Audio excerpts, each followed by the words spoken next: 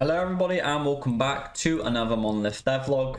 This is the third time I'm recording it. The first one was too long, the second one I had a glitch in, which I have fixed now, so it's kind of good. I did that, but yeah, third time's a charm. I'm gonna talk about some changes that or show off some changes that I've made to the game after the November devlog video. So some were made later in November, a majority were made December. The biggest change, and the one the video is going to focus around the most, is the addition of Corbin, a brand new character you can actually play with a unique weapon and set of stats. But we'll go through it. I've made a list, so if you hear me click off, that's just me checking the list on the notepad. It's including some of the major changes, but obviously I skip over some smaller ones because otherwise this video would probably be 40 minutes long. But yeah, first thing you can see, lovely new build text in the top left, and also a settings button, which lets you turn the mask volume up and down. I want to add more into this eventually, such as volume sliders for music and sound effects as well, but for now it's just master volume. The character menu, a lot of changes have been made here.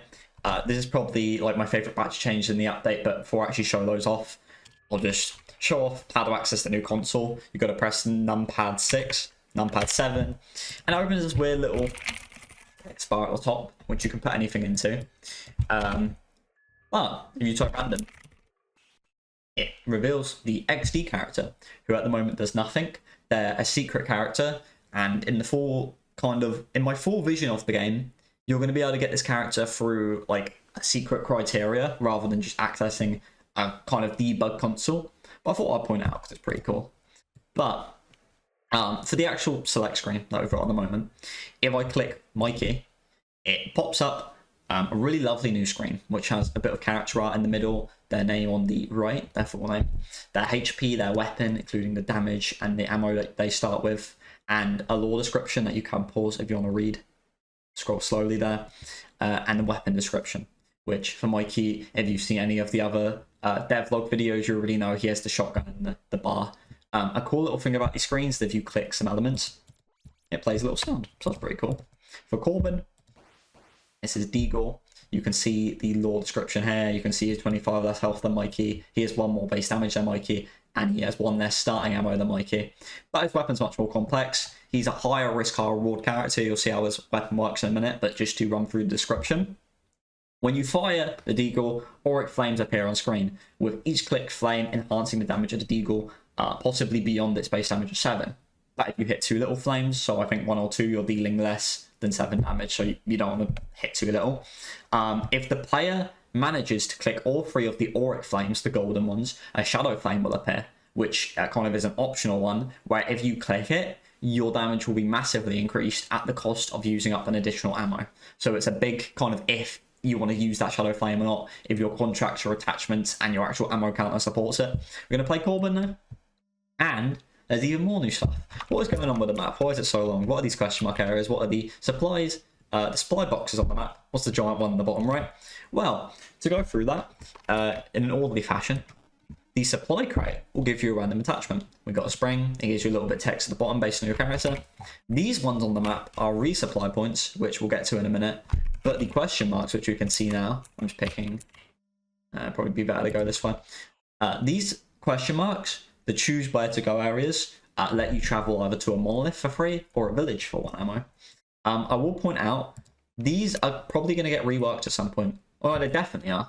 And I'll show a little bit on the possible reworks I'll do at the end. Also, this anvil does nothing at the moment, if anyone's wondering. But yeah, I want to rework these because they're very, honestly, boring at the moment. And they look pretty bad.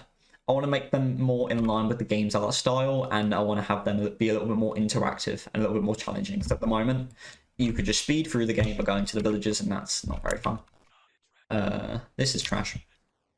Never take attachments. Actually, there'll probably be like situations where they're good, but the ones where the positive effects are to do with health, they're usually weaker than like base damage or ammo.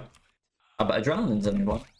This is a passive attachment that gives you 1+ base damage and plus 10% health for every monolith destroyed in 1 shot. It's very niche, but I imagine people will find use out of it, of like specific strategies and whatnot. But without further ado, this is the Corbin Deagle. As you see there, I click 3 of the flames and I deal into them 7 damage and 9.9. I mean, I had a spring on to be fair as well, but you get the point. There we go. I didn't go for any of the purple Shadow Flames there because I knew I could take the Monolith down and I didn't want to spend extra ammo than I needed. It's a pretty difficult minigame compared to the bar, at least. It looks very easy on my screen, but as the owner of Doom Towers, over the few years that has been around, there have been a lot of minigames where you just got to click things fast, and people I know are not usually good at those. So it's a little bit tricky, one thing. And second thing is... you know, if you don't hit all the flames, you're going to be doing less damage. And if you hit the purple one, you're going to be spending twice your ammo. So you got to think more, I think, with Corbin. He's definitely, like I said, higher risk, higher reward. A lot of the characters are going to be like that, where characters like Mikey's more simple, more beginner friendly, and you have more complex ones like Corbin. And you're probably characters in between. But these resupply points let you, and this is a... Ooh.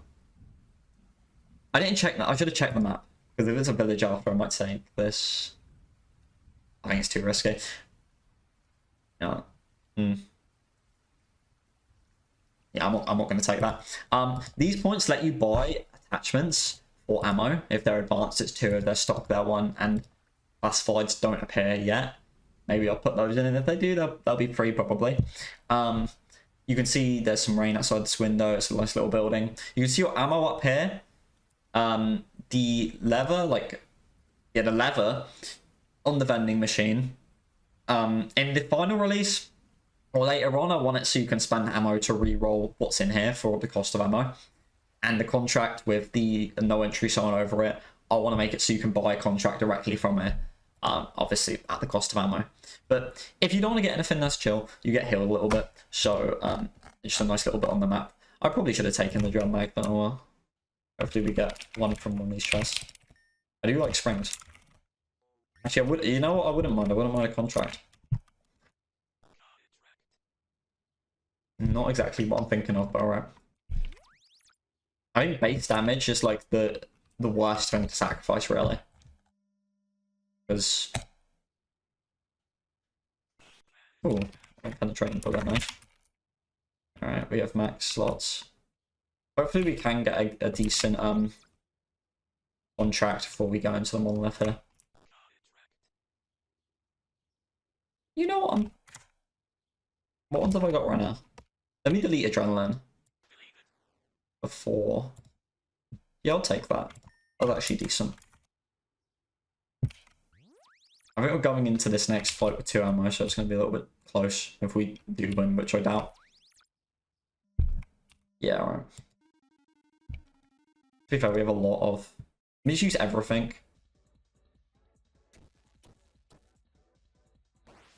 $15 damage. Very nice. And we have an ammo back, which is even better. I think we can... Yeah, we can do... Nice. Alright, cool. Please give me 2 ammo. Yeah, nice. Alright, got a spring back. Alright, we actually have a chance of this. I'm going to pick a... Village? Yeah. Oh, that was it. I've got to cost ammo. Okay, I've just conned myself over, I think. I need the attachment from here, otherwise... Please be good. Nope. I mean, it's decent. I like springs. It gives you a good bit of damage. But yeah, we're going into this with 50% health. It's looking grim. It is not looking too good.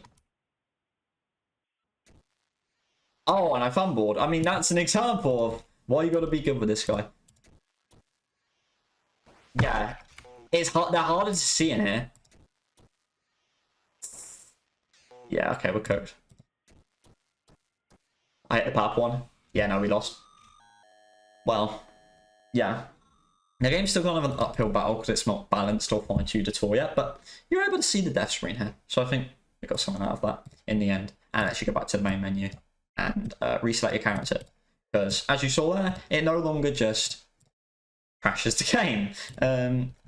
And I did test this, there's no bugs, there's no way you can like carry over stats into the next one, if anyone's wondering. But aside from what I've shown there, there's also a new dumbbell attachment. I might put pictures up on screen, I might not. You'll have to wait and see. I did the XD attachment, which looks really bad because it is meant to be like a challenge attachment. It's the first classified one, so it's super rare. But obviously the cost of it you know, the reason you'd carry it to the end is my idea for the XD character in the final game is if you hold an XD attachment to the end and beat the game with it, you'll unlock her. But for now, obviously don't take it. I added the Wartime medal.